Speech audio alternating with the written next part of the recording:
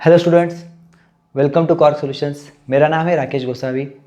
जैसे कि आपको पता ही है, कॉर सॉल्यूशंस एक फ्री एजुकेशन प्लेटफॉर्म है जहाँ पे हम लोग सीईटी के मॉक टेस्ट प्रोवाइड कर रहे हैं और साथ ही साथ सीईटी के नोट्स भी हम लोग यहाँ पे प्रोवाइड कर रहे हैं। तो लास्ट वीडियोस में टेलीग्राम ग्रुप पे, व्हाट्सएप ग्रुप पे हमें कुछ क्वेश्चंस पूछे गए कि sir what about CET crash course. तो मैं आपकी जानकारी के लिए बता दूं कि इस साल में हम लोग सीईटी क्रैश कोर्स का प्लान नहीं कर रहे हैं क्योंकि टाइम कंसर्न है। मैं और हमारा स्टाफ जो है, टीचिंग स्टाफ, वो बिज़ी होने की वजह से इस साल में हम लोग कोई भी क्रैश कोर्स कंडक्ट नहीं कर पा रहे हैं। ओके, सो अगर आपने कहीं क्रैश कोर्स ज्वाइन किया है तो आप वो कंटिन्यू करिए। अगर आपने ज्वाइन नहीं किया है, आप अगर कोई यूट्यूब का फ्री क्रैश कोर्स कर रहे हो तो वो कंटिन्यू करिए। अदरवाइज आप सेल्फ स्टडी कर रहे हो तो सेल्फ स्टडी करिए। बस ध्यान में रखना है कि सेल्फ स्टडी के लिए आपको डिसिप्लिन रहना ज़रूरी होगा। तो वो कैसे डिसिप्लिन रहना है वो लास्ट वीडियो में मैंने बताया, आप वहाँ पे जाके पूरी जानकारी देख सकते हो। मीन्स 24 आवर्स को कैसे डिस्ट्रीब्यूट करना है और 40-45 डेज़ का प्लान कैसे करना है, वो सारा वहाँ पे बताया है। तो ये सारा प्लान आपने देखने के बाद सबसे पहला क्वेश्चन ये आ रहा है कि 2 दिन से हम लोग स्टडी कर रहे हैं लेकिन हो क्या रहा है, स्टडी हो नहीं रहा है। 12 घंटे बैठ रहे लेकिन 12 घंटे का आउटपुट नहीं आ रहा है, ये हो रहा है। तो आज का वीडियो उन सारे बच्चों के लिए जिनको ये क्वेश्चन आता है कि स्टडी करना कैसे, फिजिक्स का स्टडी कैसे करना है, केमिस्ट्री का स्टडी कैसे करना है, मैथ्स का स्टडी कैसे करना है, बायो का स्टडी कैसे करना है। तो फिजिक्स में भी अगर थ्योरी का स्टडी कैसे करना है, प्रॉब्लम्स का स्टडी कैसे करना है, ऐसे अलग अलग अलग अलग क्वेश्चन से, राइट। केमिस्ट्री के रिएक्शंस वगैरह वगैरह वगैरह। सो इन सारे क्वेश्चन का जवाब मैं पूरा पूरा यहाँ पे देने की कोशिश कर रहा हूँ। तो ध्यान से देखिए, हर एक पॉइंट को बारीकी से आपने समझना है और उस तरीके से आपने उसको अप्लाई करना है। तो आपको गारंटी देता हूँ कि आपका स्कोर जो भी मतलब जो भी हो रहा होगा आज के परफॉर्मेंस के बेस पे, तो आपका परफॉर्मेंस बढ़ के उसका स्कोर अच्छा होगा ही होगा। मीन्स आपको अगर ये फॉलो करते हो तो आपको 50% इंक्रीमेंट यहाँ पे मिलेगी। मतलब अगर आपको मान लो यहाँ पे 50 मार्क्स मिल रहे होंगे तो आपको 75% हो जाएंगे। 50% अगर मिले तो 75% हो जाएंगे। 50% ग्रोथ आपको 100% यहाँ पे, मतलब 50% ग्रोथ 100% गारंटी से यहाँ पे मिलेगी। ओके, सो फॉलो करना है। चलो देखते हैं। तो जैसे कि हमने लास्ट वीडियोस में डिस्कस किया था कि सीईटी या फिर कोई भी एंट्रेंस एग्जाम, कॉम्पिटिटिव एग्जाम हमें देने के लिए 3 चीज़ें ज़रूरी हैं, राइट। तो एक सबसे इंपॉर्टेंट है कंसेप्ट। अगर आपको उस कंसेप्ट, उस टॉपिक का नॉलेज ही अगर ठीक ठाक नहीं है, अगर कंसेप्ट क्लियर नहीं है, तो फिर वो प्रॉब्लम सॉल्विंग प्रैक्टिस करके कुछ नहीं होगा। सो सबसे पहले उस टॉपिक को समझ लो। तो आप उस टॉपिक को स्टडी करके समझ सकते हो। जैसे मैंने अभी पहले बताया कि कोई आप कोचिंग में जाते हो तो वहाँ पे पढ़ सकते हो, अगर आप यूट्यूब पे पढ़ रहे होगे कोई चैनल से तो वहाँ पे पढ़ सकते हो। Choice is yours. ओके, तो वो टॉपिक करने के बाद आपने क्या करना होता है, उसको क्वेश्चंस की प्रैक्टिस करनी है। जैसे मैंने बोला एक्यूरेसी, क्योंकि सिर्फ कंसेप्ट समझ के नहीं ना, आंसर सॉल्विंग भी करेक्ट आना चाहिए, आपका फाइनल आंसर करेक्ट आना चाहिए, कैलकुलेशन मिस्टेक्स मिनिमम होनी चाहिए। ओके, एकदम जीरो होगी तो ऐसा तो होगा नहीं, राइट। थोड़ा थोड़ा मिस्टेक तो स्टार्टिंग में होगा ही, धीरे धीरे हमको क्या करना है, वो कम करना है, मिनिमाइज करना है। ओके, जीरो एरर की तरफ हमें जाना है। और थर्ड होता है टाइम, स्पीड, राइट। कम से कम टाइम में अगर हम देखेंगे, हर एक क्वेश्चन को हमें मिलता है 54 सेकेंड, मैथ्स के लिए डबल मिलता है बस, राइट। सो 54 सेकेंड में आपको क्वेश्चन रीड करना है, समझना है, फॉर्मूला ढूंढना है। मतलब इतने सारे हमारे दिमाग में 100-200 फॉर्मूले होंगे, उसमें से एक फॉर्मूला उठाना है, उसको पेपर पे डालना है, उसमें सारे वैल्यूज पुट करने हैं, कैलकुलेशंस करने हैं। इतना सारा बोलने में ही 20 सेकंड लग गए, करने में 54 में कैसे होगा, राइट। तो ये सारा प्रैक्टिस से पॉसिबल हो सकता है, प्रैक्टिस से पॉसिबल है। ओके, तो देखिए हमें क्या, किस टाइप के क्वेश्चंस रहते हैं। एक रहते हैं थ्योरी, थ्योरी रहती है, राइट। फिजिक्स में बहुत कम थ्योरी रहती है, केमिस्ट्री में थोड़ी बहुत थ्योरी रहती है, बायो में ज़्यादा मैक्सिमम थ्योरी रहती है। ओके, मैथ्स में ऑलमोस्ट नहीं रहती। देन होते प्रॉब्लम्स।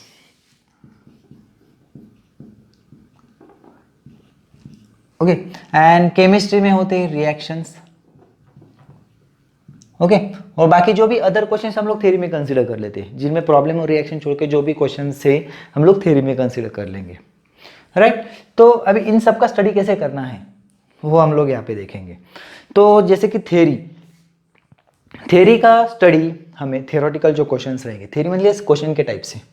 ओके, सो थ्योरेटिकल क्वेश्चन कैसे सॉल्व करना है, तो आपको स्टडी करके कंसेप्ट आपके क्लियर होंगे तो ये क्वेश्चन आपको पढ़ते ही समझ में आ जाएगा, राइट।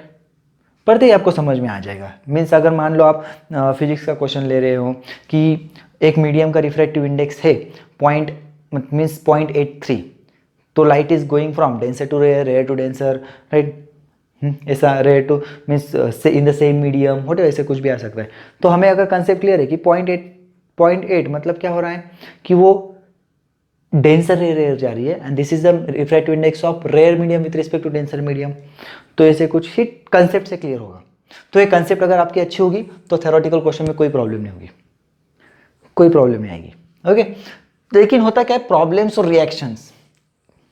प्रॉब्लम तो बहुत बड़ा प्रॉब्लम है, तो उस प्रॉब्लम का सॉल्यूशन हमें निकालना है। तो अभी आपको करना क्या है, चलो मैं पहले स्टडी का ट्रिक बताऊंगा, स्टडी कैसे करना है, और उसके बाद मैं बताऊंगा कि क्वेश्चंस कैसे सॉल्व करने हैं। ओके, मैं इस मटेरियल जो भी मटेरियल बता रहा हूँ उसका हेल्प कैसे लेनी है, आपको उसकी हेल्प कैसे लेनी है। चलो, तो आपने क्या करना है, सबसे इंपॉर्टेंट थ्योरेटिकल के लिए तो मैंने बोला स्टडी इंपॉर्टेंट है, प्रॉब्लम और रिएक्शंस को हम लोग डिवाइड करेंगे। तो प्रॉब्लम के लिए आपके पास क्या होना चाहिए, फॉर्मूला लिस्ट होनी चाहिए। फॉर्मूला लिस्ट आपने अगर आपके पास कोई भी पब्लिकेशन का बुक हो, कोई भी पब्लिकेशन का बुक हो, तो पब्लिकेशन की बुक में फॉर्मूला लिस्ट रहती है। तो फॉर्मूला लिस्ट आप, मेरा सजेशन ये रहेगा कि स्टडी करते हो 10 से 15 मिनट लगेंगे फॉर्मूले लिखने के लिए, सारे फॉर्मूले लिख लो एक पेज पे, या फिर आप नोटबुक बनाओगे नोटबुक में। क्यों पता है, वो फॉर्मूला लिस्ट है ना, बहुत काम आती है, बहुत ज़्यादा काम आती है। मोस्टली आप क्या करो, एक अलग पेपर पे लिख लो। क्यों, मैं आगे बताता हूँ। ओके, तो एक फॉर्मूला लिस्ट बना लेनी है, फॉर्मूला लिस्ट बनानी है। और जब जब हम लोग प्रॉब्लम सॉल्व करेंगे, जब भी हम लोग प्रॉब्लम सॉल्व करेंगे, स्टार्टिंग के प्रॉब्लम्स में कितने करने हो मैं आगे बताता हूँ। तो उस प्रॉब्लम सॉल्विंग के वक्त आपने क्या करना है, याद नहीं करना है या फॉर्मूला ये आपने क्या करना है, वो फॉर्मूला लिस्ट सामने रखो, फॉर्मूला लिस्ट सामने रखो, और आप क्या करो, उसमें से फॉर्मूला यूज करो। आपको कौन सा फॉर्मूला सही लग रहा है। कभी कभी ऐसा हो सकता है 2-3 फॉर्मूले में से आप कोई उठा रहे हो, ये उठा लिया लेकिन आंसर गलत आया, ये उठा लिया गलत आया, तीसरा उठाया। तो इससे क्या होता है, हमें ये भी पता चलता है कि कौन सा फॉर्मूला कहाँ पे यूज करना है, वो भी पता चलता है, कौन सा फॉर्मूला कहाँ पे यूज नहीं करना है वो भी पता चलता है।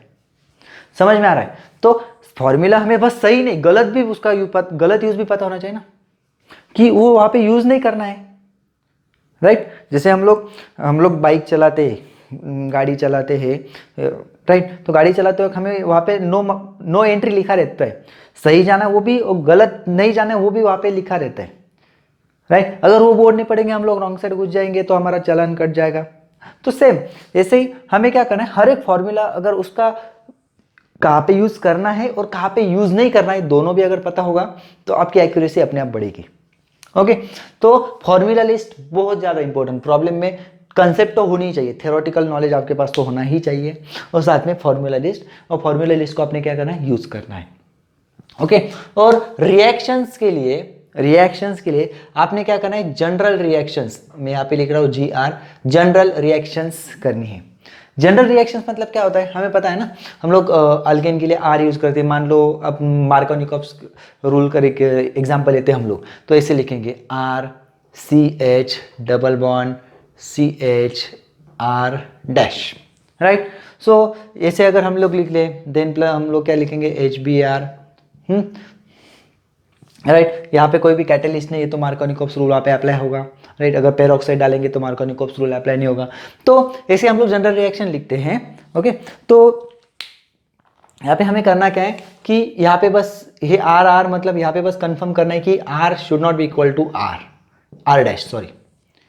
ओके, तो ऐसे अगर क्लियर कर लेते, मतलब ये क्या होगा कि आपको मार्कोनिकॉव्स रूल अगर जब हम लोग करेंगे, हमें पता चल रहा है CH यहाँ पे RH हो सकता है, यहाँ पे अगर यहाँ पे H है तो यहाँ पे CH3 हो जाएगा, यहाँ पे अगर CH3 यहाँ पे C2H5 या फिर H, मतलब दोनों सेम नहीं होने चाहिए। अगर सेम हो जाएंगे तो असिमेट्रिक रहेगा, नहीं रहेगा, सिमेट्रिक हो जाएगा, तो मार्कोनिकॉव्स रूल आप अप्लाई नहीं कर सकते।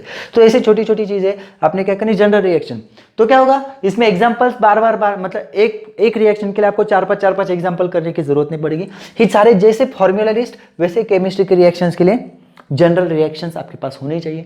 फॉर्मूला लिस्ट कहाँ पे होगी, फिजिक्स के प्रॉब्लम्स के लिए होगी, केमिस्ट्री 1 के प्रॉब्लम्स के लिए होगी, साथ ही साथ मैथ्स के प्रॉब्लम्स के लिए। मैथ्स में तो पूरा फॉर्मूला लिस्ट पे ही चलेगा, मैथ्स तो पूरा फॉर्मूला लिस्ट पे चलेगा।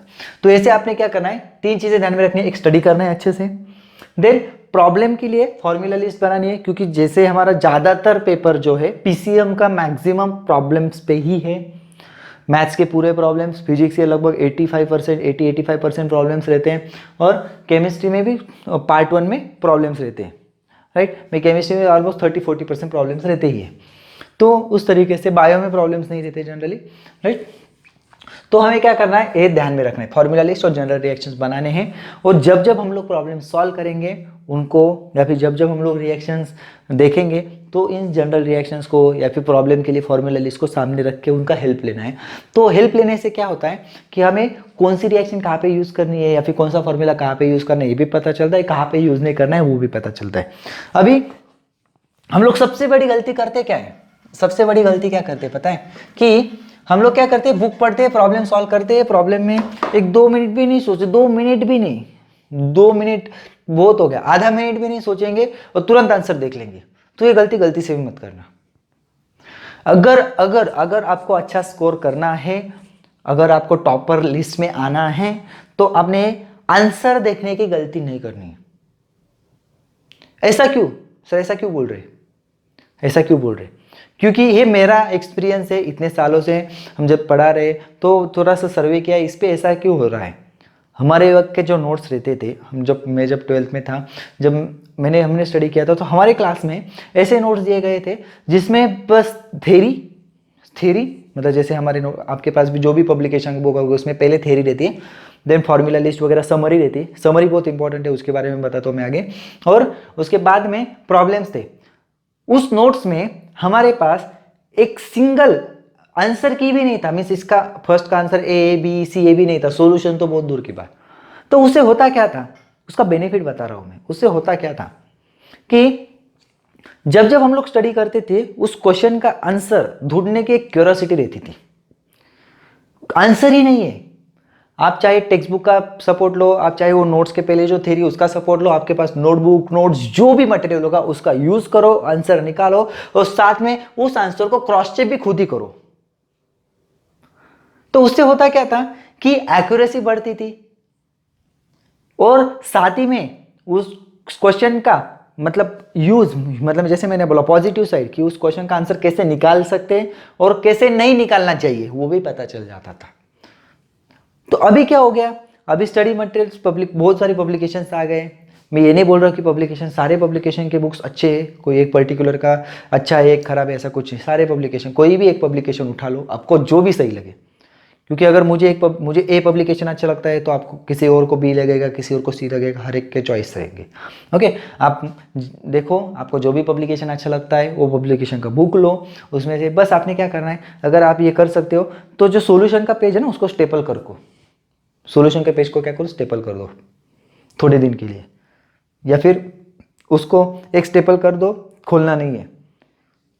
ओके, अगर आप खुद पे कंट्रोल कर सकते हो तो बहुत अच्छी बात है। तो उससे क्या होगा कि आपने जब जब प्रैक्टिस करेंगे कि प्रॉब्लम सॉल्व करो और उसके बाद में आंसर देखो। अगर एक बार गलत हुआ चलेगा, 2 बार गलत हुआ चलेगा, तो प्रैक्टिस करोगे और बाद में सॉल्यूशन देखोगे तो ज़्यादा बेनिफिशियल रहेगा। आंसर की देख सकते हो, आंसर की देखो, चलो आपने एक बार सॉल्व कर लिया, आंसर ए आया, आपने ए ही है, ठीक है। अगर गलत आया तो फिर से एक बार ट्राई करो, फिर से गलत आया, फिर से कम 3-4 बार ट्राई करो। अगर फिर भी आपका आंसर नहीं आ रहा है तो सॉल्यूशन देखो। तो होगा क्या, आपने जो 3-4 बार गलतियां की है ना वो आपके दिमाग में है। तो अगली बार वो क्वेश्चन या फिर उसके जैसा क्वेश्चन अगर एग्जाम में आता है, या फिर आपके नेक्स्ट कुछ टाइम में भी, कुछ दिनों के बाद प्रैक्टिस पेपर में, या फिर कभी भी उस टाइप का क्वेश्चन आपके सामने आता है, तो जो गलती आपने 3-4 बार की है ना वो एक बार भी नहीं होगी। क्यों? क्योंकि आपको पता है कि नहीं ये गलत है, ये गलत है।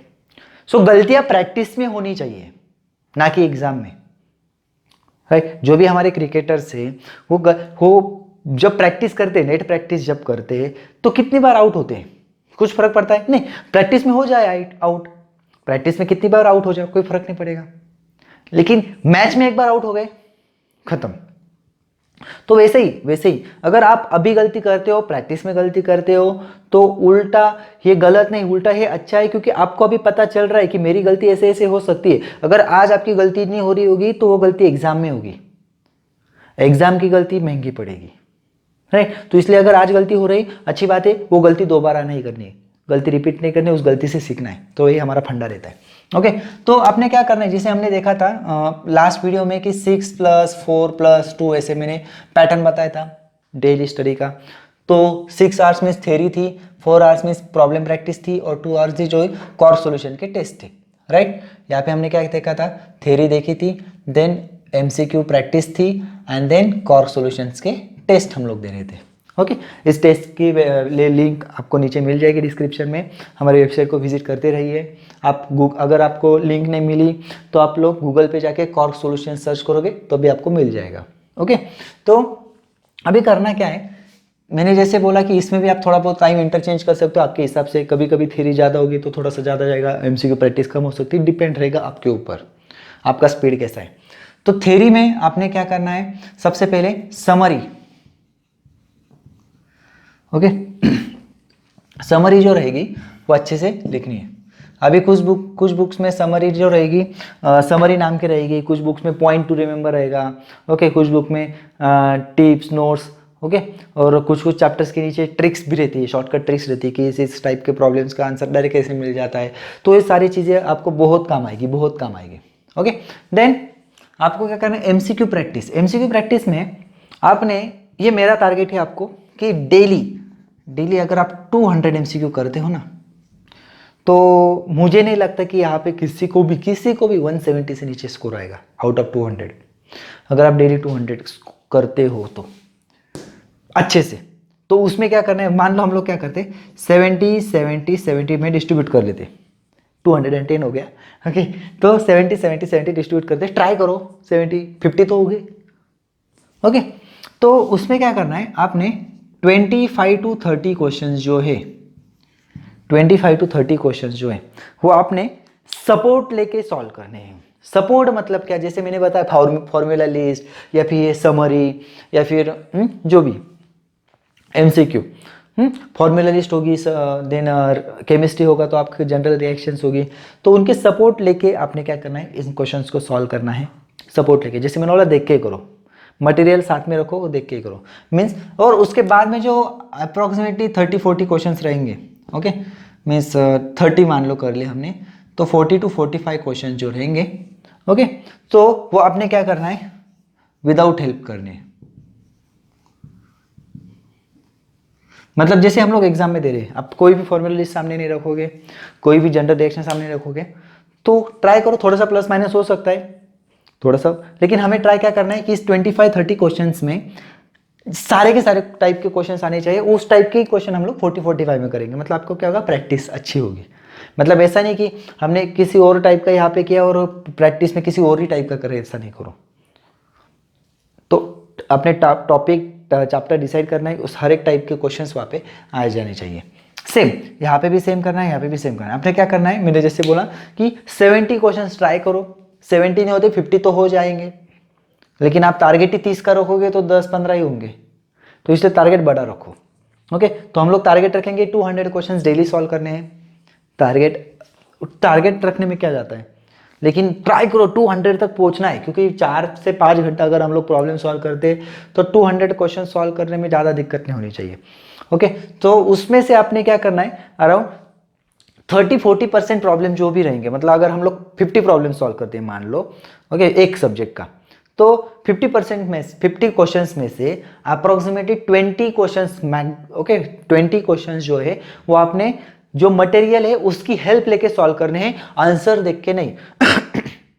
सॉरी, फिर से एक बार बता रहा हूं, आपने अगर आप सॉल्यूशंस देख के स्टडी कर रहे होगे तो आपका वो स्टडी यूजलेस है, कुछ नहीं होगा, कुछ नहीं होगा। बस आपको ये होगा कि जो क्वेश्चन रिपीट होगा उसका आंसर लिख सकते हो, आप खुद कुछ नहीं कर सकते।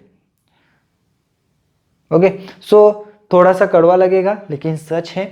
आप सॉल्यूशंस मत देखिए प्लीज, सॉल्यूशंस देखोगे तो आपका बहुत बड़ा लॉस होगा। ओके, क्योंकि आपका ब्रेन वहां पे एक्टिव ही नहीं रहेगा। सॉल्यूशंस अगर देखते हैं तो हमारा ब्रेन सोचेगा ही नहीं ना कि आंसर कैसे लाना है, राइट। तो इसलिए ब्रेन को एक्टिव करना है, सॉल्यूशंस नहीं रखना है। मैंने जैसे बोला, स्टडी है, स्टडी मटेरियल की हेल्प लो ना, नोट्स है, थ्योरी है, टेक्स्ट बुक है, फॉर्मूला लिस्ट है, जो भी समरी है, जो भी रहेगा जो भी मटेरियल रहेगा उसकी हेल्प लो, फिर वो सॉल्व करो। और बाद में जो रिमेनिंग 50-60% प्रॉब्लम्स रहेंगे उनको क्या करना है, कोई कुछ किसी भी चीज़ की हेल्प नहीं लेनी, डायरेक्ट करना है, डायरेक्ट सॉल्व करना है। तो इससे क्या होगा, देखो आपको एग्जाम में ना ही आपके पास आंसर की है, ना ही सॉल्यूशन है, कुछ भी नहीं है, ना ही स्टडी मटेरियल, कुछ भी नहीं है। आप खाली हो, आपके हाथ में बस क्वेश्चन पेपर है, आपके हाथ में पेन है और आपको सॉल्व करना है। तो उसी तरीके से आपने ये क्वेश्चन सॉल्व करने हैं। देखिए आपका 2 से 3 दिन में आपको पता चल जाएगा कि यार मस्त स्टडी हो रहा है। ओके, सो ये बहुत बहुत बेसिक ट्रिक है, बहुत बेसिक ट्रिक है जो बच्चों को पता नहीं है। सो ये कुछ बेसिक ट्रिक से अगर हम लोग ये फॉलो करेंगे तो मैं बताता हूँ बहुत अच्छा स्कोर आएगा, बहुत अच्छा स्कोर आएगा। आपको जिस कॉलेज में जाना है, जिस स्ट्रीम में जाना है, वहाँ पे एडमिशन मिल सकता है। अगर जैसे मैंने लास्ट वीडियो में बताया था वो चीज़ फॉलो करिए, इस वीडियो में बताई वो चीज़ फॉलो करिए, आगे जाके जैसे जैसे आपके सवाल आएंगे वैसे वैसे हम आपको उसका जवाब के दौर में वीडियो देते रहेंगे। ओके राइट, जो भी आपका सवाल रहेगा उसके लिए हम लोग एक वीडियो बनाएंगे, आपको सबको प्रोवाइड करेंगे। क्योंकि आप जो सवाल पूछ रहे हैं उनको तो यही, लेकिन बहुत सारे बच्चे ऐसे उनको सवाल है लेकिन नहीं पूछते। ओके, तो इन सबको जवाब मिलेगा। आपको अगर कुछ लगता है, कुछ भी डाउट होगा तो आप कमेंट करके यहाँ पे बता सकते हो ये वीडियो में। अगर ये वीडियो आपको अच्छा लगता है तो आप लाइक करिए, अपने दोस्तों को शेयर करिए और सबसे पहले आप इस चैनल को सब्सक्राइब करिए। साथ ही साथ टेलीग्राम लिंक नीचे दी है, टेलीग्राम लिंक ज्वाइन करिए, हमारा ग्रुप ज्वाइन करिए, ताकि आपको हर टेस्ट, हर दिन कौन सी टेस्ट आ रही है, एजुकेशनल न्यूज़ वगैरह सारी चीज़ें आपको वहाँ पे पता चलती रहेगी। ओके, चलो तब तक के लिए अच्छे से रहिए, स्टडी करते रहिए, टेक केयर, बाय बाय।